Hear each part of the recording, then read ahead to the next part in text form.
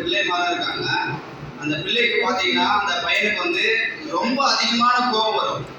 யாருக்கெல்லாம் கோபம் அதிகமாக வரும்? எல்லாருக்கும் வரல, எல்லாருக்கும் கோபம் வரல. ஆனா உங்களை விடவே அதிகமா அவனுக்கு கோபம் வருமா? சரி, அவங்க அப்பா அம்மா என்ன பண்ணுவாரோ அவரும் கேட்கவும் மாட்டாராம். சரி, ஒரு நாள் கேட்டு பார்க்கலாம் பிள்ளைக்குள்ள என்னதான் இருக்குது அப்படின்னு போயிட்டு டைரக்டா அவங்க கிட்ட போயிட்டு, என்னப்பா ஆச்சு உனக்கு, எதுக்கு இவ்வளவு கோவப்படுற, எதுக்கு சும்மா சும்மா ஒரு ஒரு காரணத்துக்குமே கோவப்படுற அப்படின்னு கேட்கும்போது, எனக்கு எதனால கோபம் வருதுன்னு எனக்கே தெரியலப்பா. எல்லாம் கவனமா கேளுங்க. எனக்கு எதனால இந்த கோபம் வருதுன்னு எனக்கு சுத்தமா புரியல அப்படின்னு சொல்லும் போது, அவங்க அப்பா ஒரே ஒரு நிமிஷம் வெயிட் பண்ணுப்பா, நான் உள்ள போயிட்டு கொஞ்ச நேரத்துல நான் வரேன் அப்படின்னு சொல்லிட்டு உள்ள போயிட்டு வந்தார். அவர் வரும்பொழுது சுத்தி சுத்தி யாராருக்கு தெரியும்? சுத்தில எல்லாருக்கும் தெரியுமா? சுத்தி ஆணி எல்லாருக்கும் தெரியல. சுத்தினா இந்த சுத்தி இல்ல, சுத்தி தெரியல, ஆணி இருப்பாங்கல்ல, அந்த சுத்திலாம் தெரியல. அந்த சுத்தியும் ஒரு ஆணியும் ஒரு கொஞ்சம் ஒரு 10 ஆணியும் ஒரு 20 ஆணி 30 ஆணி எடுத்து வந்து கையில கொடுத்தாரு. அப்போ என்ன சொன்ன, எதுக்குப்பா இந்த ஆணியை எடுத்துட்டு வரீங்க அப்படின்னும் போது, உனக்கு ஒவ்வொரு நிமிஷமும் ஒவ்வொரு அரை இல்லை 1 ஹவர்ல உனக்கு எவ்வளவு கோபம் வருதோ அந்த ஒரு ஆணியெல்லாம் என்ன பண்ணுன்னா, கட்டிலோட பிளேடு இருக்கா, கட்டில பிளேடு இருக்கல மர விட்டு, அதுலலாம் என்ன பண்ணு, பஞ்ச் பண்ணி அடிச்சுக்கோ. உனக்கு எப்பப்பெல்லாம் கோவம் வருதோ அப்பப்பெல்லாம் அந்த ஹோல்ஸ் போட்டு நீ அடிச்சுக்கோ அப்படின்னு சொல்லிட்டு அப்பா போயிட்டாரு. ரைட்டு, தூங்க போயிட்டாரு.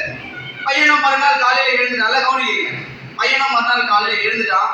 சரி, ஒரு டைம் கோவம் வந்து போயிட்டு ஒரு வாட்டி சுத்தில வந்து ஆணி அடிச்சான். அந்த மாதிரி அவனுக்கு எப்பப்போ கோவம் வருதோ அந்த நைட்டு ஃபுல்லாகவும் அவன் ஆணி அடிச்சுட்டு வரும்போது கையெல்லாம் அடிச்சுட்டு ரத்தம் வந்தது கையெல்லாம். அப்போ அவங்க அப்பா வந்து நைட்டு வந்து கேட்கிறாரு, என்னப்பா எத்தனை வாட்டி நீ ஆணி அடிச்ச, எவ்வளவு கோவம் உனக்கு வந்தது, நீ போய் எண்ணி பாரு அந்த ஆணிய அப்படின்னு ஒரு வார்த்தை சொல்லும் போது 37 வாட்டி ஒரு நாளைக்கு ஆணி அடிச்சிருக்கான். எத்தனை வாட்டி அடிச்சிருக்கான்? 37 வாட்டி ஒரு வாட்டி ஆணி அடிச்சும் போது அவங்க அப்பா சொல்றாரா, நீ இவ்வளவு கோவப்பட்டதுனால 37 ஆணியும் வேஸ்ட் ஆச்சு, நம்ம படுத்திருந்த கட்டலோட ஒரு பலகையும் வேஸ்ட் ஆச்சு. நீ அதே கோவப்படாம இருந்ததுன்னா உன்னோட கையில அடியும் பட்டிருக்காது, நீ அந்த ஆணியை வேஸ்டோ பண்ணிருக்க மாட்ட, என்ன பண்ணிருக்க மாட்ட, இந்த பிளேடும் வேஸ்டும் ஆயிருக்காது. இதுல நம்மளுக்கு என்ன தெரியுது?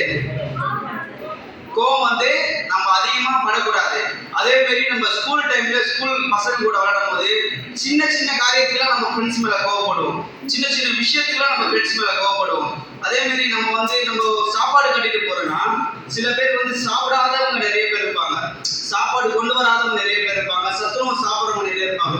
அவங்களுக்கு ஒரு நாள் நல்ல சாப்பாடு சாப்பிடணும், மதியான சாப்பாடு வந்து வீட்டு சாப்பாடு சாப்பிடணும்னு ஆசையா இருக்கும். அந்த டைம்ல பாதி சாப்பாடு என்ன பண்ணணும், ஷேர் பண்ணிக்கணும். நாங்க ஸ்கூல் டைம்ல இருக்கும்போது பசங்க சாப்பாடு கொண்டு வரோம்னா நான் என்னோட பாட்டி வீட்டுக்கே கொண்டு போய் சாப்பிட வைப்பேன். சரி, அந்த மாதிரி நம்ம வந்து கொடுக்கிறவங்களா இருக்கணும். அதுதான் ஆண்டவர் இந்த உலகத்துல ஜீசஸ் எதுக்கு வந்தாருன்னா, நம்மள அந்த பாவிகளுக்கோசம் அவங்களோட பாவங்களை மன்னிக்கிறதுக்கோசம் நிறைய பேர் வந்து உதவி இல்லாத இருக்காங்க, அவங்களுக்கு உதவி செய்யணும்னு வந்தாரு. இந்த உலகத்துல நிறைய பேர் வந்து சின்ன வயதிலேயே பாவத்துல போறதுனால அந்த பாவம்லாம் அவங்களுக்கு வந்து இருக்கக்கூடாது.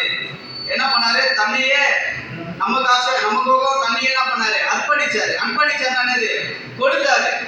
புரியுதுங்களா? இவர் என்ன பண்ணனா, நம்மளுக்கு வந்து நல்ல ஒரு இறக்க குணம் உள்ள வேணும், மற்றவங்களுக்கு ஹெல்ப் பண்ற குணம் வேணும். ஒருத்தவங்களுக்கு இல்லையா, சரி கிறிஸ்துமஸ் டைம் வருது, அப்பா கிட்ட கேட்போம், அப்பா கிட்ட சொல்லி எத்தனையோ பேர் ரோட்ல உட்காந்துக்கிட்டு சாப்பாடு இல்லாத ட்ரெஸ் இல்லாம இருப்பாங்க. அந்த டைம்ல என்ன பண்ணணும்னா, அப்பா கிட்ட சொல்லி கிறிஸ்துமஸ்க்கு ஒரு தடவை ஒரு 2 சாரியோ 2 சட்டையோ 2 பேண்ட் எடுத்துட்டு போயிட்டு என்ன பண்ண, சந்தோஷமா குடும்பத்தோட இல்லைங்க கவனிங்க, சந்தோஷமா என்ன பண்ணணும், நம்ம எடுத்துட்டு போயிட்டு அவங்க கிட்ட என்ன பண்ணணும், கொடுக்கணும். அதே மாதிரி அதிகமா கோபமும் படக்கூடாது. கோபத்தின் கடைசியில கோபப்பட்டு என்ன பிரயோஜனம், ஒண்ணுமே கிடையாதுல்ல. அதனால எல்லாருமே கோபப்படாதீங்க, அன்போடு இருங்க, சாந்தமா இருங்க, எல்லாரும் சந்தோஷமா இருங்க. இந்த கிறிஸ்துமஸ் நல்லபடியா கொண்டாடுங்க. எல்லாருக்கும் God bless you. Happy Christmas, advance happy Christmas. Happy Christmas.